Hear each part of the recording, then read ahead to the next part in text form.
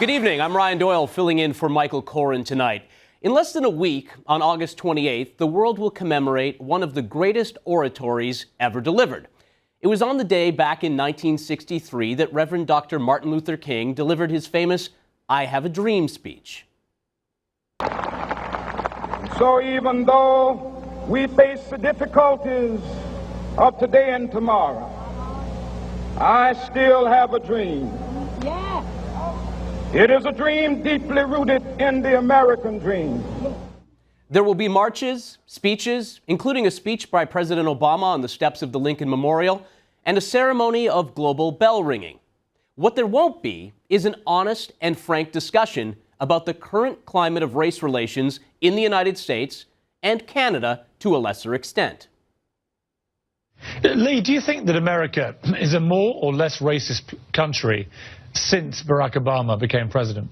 Wow, that's a powerful question. I think that people are angry that he's president, and I think that they're showing their true colors. And I think that you know, when Danny Strong wrote those words, any black man could be killed by any white man and get away with it. Trayvon Martin had not happened. And I come out of my edit room, and Trayvon Martin has happened. Part of that non-existent discussion should be rooted in the way the Trayvon Martin case was perceived. Martin was a 17-year-old African-American high school student that was shot and killed during a skirmish with George Zimmerman, a white, Hispanic neighborhood watch captain in Sanford, Florida. What should have been viewed as a simple, albeit tragic, altercation between two men became much, much more. Instead, what followed was a racially charged us versus them sideshow that did more to hurt the work done by the late Dr. King than it ever did to help. President Obama made the unprecedented move of discussing the case, weighing in on a story that shouldn't have made it past the front pages of the local newspaper. The reason was race. Obama poured more fuel on the racially charged fire when he said these words.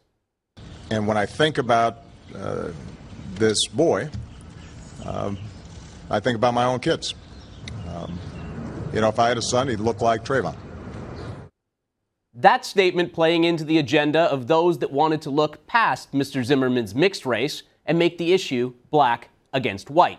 The likes of Jesse Jackson, who called Florida nothing more than an apartheid state, or Al Sharpton, who constantly called the Trayvon Martin shooting a crime against us, further drawing an unnecessary line in the sand.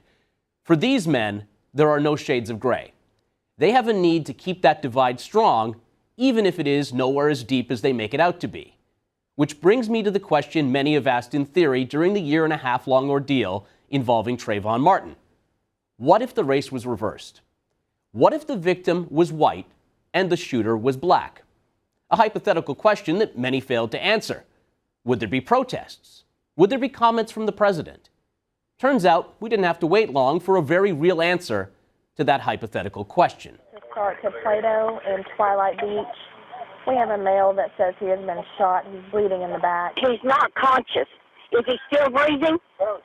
Barely. I hear no sirens. I see no lights. Oh my gosh, how long is it going to be? Ma'am, all I know is they're coming. I can't make them go any faster, okay? I've got them on the way. Has he stopped breathing? Yes. Yes, they said he has. Finally, here's some police. This past week, we learned the horrific details of 3 Oklahoma teenagers that allegedly followed and then shot an Australian baseball player for the fun of it.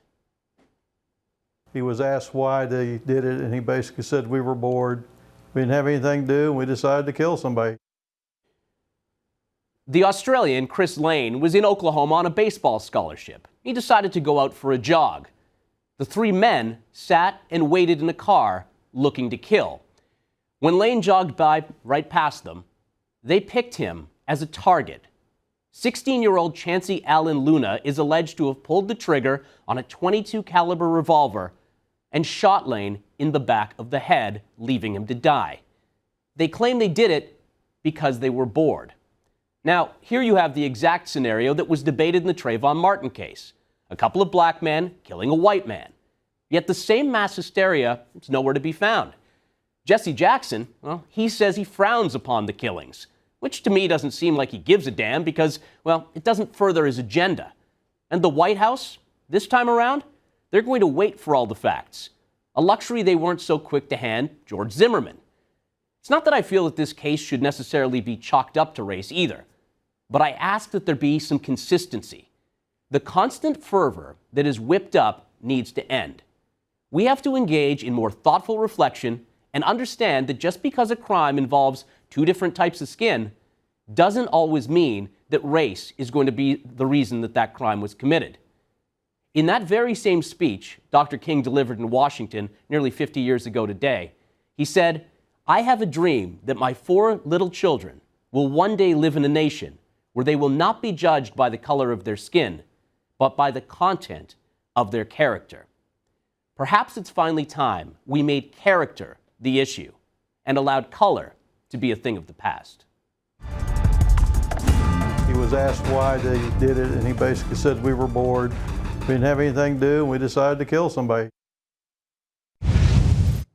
There you have the motive for what is a stunning and shocking killing that happened in Oklahoma. As we just mentioned, a jogger, an Australian who was there on a scholarship for baseball, gunned down because the young men involved had nothing better to do. There are so many questions in this story. We're going to talk to Ben Shapiro about this. Ben, let's talk a little bit about the idea of this being a thrill kill, because to me, I see some distinct comparisons between this and the killing of Trayvon Martin, but the reactions seem to be different. The reaction is very different. In this case, not only is it a thrill kill, new reports are suggesting that actually it may have been part of a gang initiation. They decided to kill this guy on the way to performing a gang initiation. The media has reacted as though there's no racial component to this killing at all, despite the fact that at least one of the teens who was involved had tweeted racial epithets multiple times, racially charged tweets multiple times.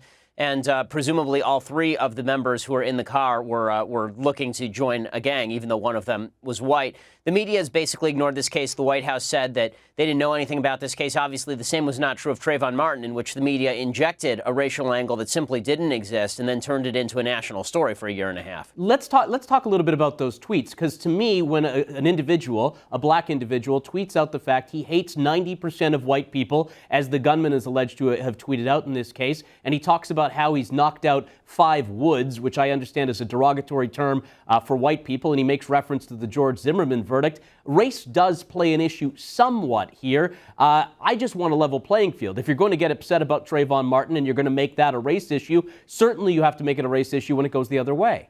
Well, the problem is that the left is not really interested in the race issue that really is more problematic when it comes to crime. On a percentage basis, blacks are responsible for more white murders than whites are responsible for blacks' murders, and it's not really close. I mean, the 4 times the number of white people are killed by black people as black people killed by white people. But the left likes to make it into America's a racist country. The truth is that the racial issues that have to do with hatred of whites in the black community are deeply troubling. They remain deeply troubling, and the criminal violence problem within the black community is deeply troubling as well. A huge number of the murders in the United States, an extraordinarily disproportionate number of murders in the United States, are committed by folks who are black. That doesn't have to do with race. It has to do with culture. It has to do with a variety of factors, including poverty.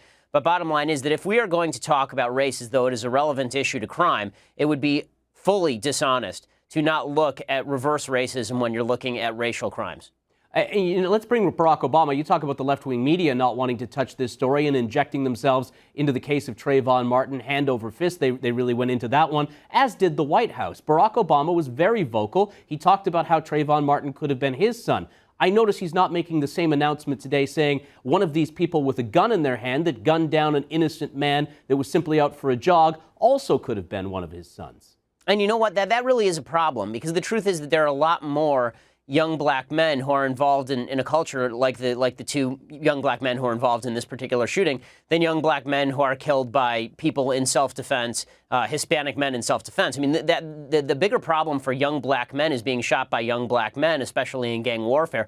President Obama has not really said anything about that. If he's going to inject himself into racial situations, what he really should be doing, if he really wants to speak truth to power, he should be talking to young black men about the problem of criminal violence. He should be talking to young black men about the problem of getting involved in gangs. he should be talking to the entire nation about the problem of young black men doing that because, I mean, honestly, it's not good for the black community, and it shouldn't be restricted to young black men. President Obama should be talking to people of all races about criminal violence. No, I remember saying this at the time, but when Barack Obama decided to inject himself in what should have been a local story down in Sanford, Florida with Trayvon Martin and George Zimmerman, when he injected himself into that, he really opened the door up to having to comment on every story. Otherwise, he runs the risk of being inconsistent. Oh, that's 100% true. And you notice that he sort of has a checklist as to stories that are local that he comments on. He'll comment on Henry Louis Gates, a black professor from Harvard who's arrested, and he'll say that the Cambridge police acted stupidly. He'll comment on Trayvon Martin, but when it comes to Dr. Gosnell up in Philadelphia, the black abortionist who was convicted of killing a woman, then he won't comment on that. That's a local story. When it comes to Mayor Filner down in San Diego, a Democrat who's sexually harassed, apparently, at least 18 women, then he won't comment on that. That's a local story. When it comes to this particular killing of Christopher Lane, he won't comment on that. That's a local story. That inconsistency has a theme to it, and I think that's why a lot of folks are upset. Yeah, and the interesting part to this, too, I mean, this is not just even a local story. This has international ramifications. I mean, you've got an entire continent in Australia that is outraged about this story because one of their citizens was gunned down while doing nothing but going out for a jog. Well, what's truly fascinating about this is that you would imagine that the White House would jump on this story because whenever there is an act of gun violence, the White House likes to talk about how there's a need for gun control. And especially in a state like Oklahoma, which is not a heavily gun-controlled state, you would imagine that the White House would be out front and central, especially given the fact that so many people in Australia, including the former foreign minister, have called for a boycott on travel to the United States because of the U.S.'s gun laws. You would think that Obama would be really pushing this pretty hard, but he's staying away from it, and it's probably because of the racial angle. Does it matter at all, and I'll play devil's advocate here for a second, does it matter at all that one of these individuals is white or perhaps mixed race?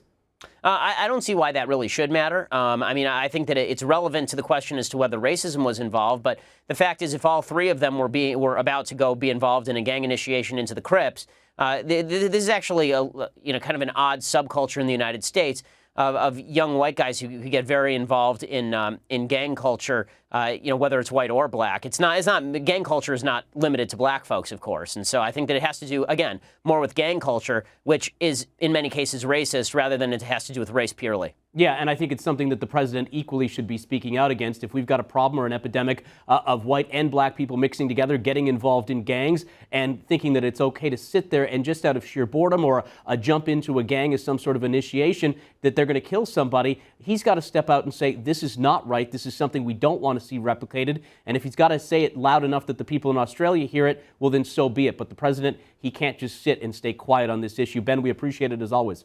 Thanks so much.